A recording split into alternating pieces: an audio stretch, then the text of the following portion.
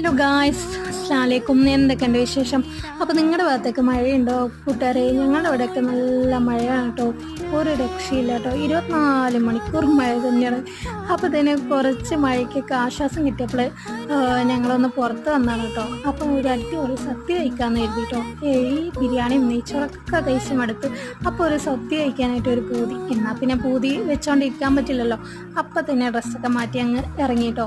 അപ്പോൾ തന്നെ ഹോട്ടലിൽ എത്തിയിട്ടുണ്ട് കേട്ടോ. കൊഴിഞ്ഞാമ്പാറ അന്നപൂർണ എന്നുള്ള വെജിറ്റേറിയൻ ഹോട്ടലാണ് കേട്ടോ. പക്ഷേ അടിപൊളി ടേസ്റ്റാണ് കേട്ടോ. അവിടുത്തെ ഫുഡ് ഒരു രക്ഷയില്ല കേട്ടോ. അപ്പോൾ തന്നെ നല്ല പൊന്നേരി ചോറും ഉപ്പേരികളും അച്ചാവും എല്ലാം എത്തിയിട്ടുണ്ട് കേട്ടോ. കൂട്ടത്തിൽ പായസം കൂടി ഉണ്ട്. അപ്പോൾ തന്നെ ഫുഡ് ചൂടോടുകൂടി കഴിക്കാനായിട്ട് ഭയങ്കര രസമാണല്ലേ.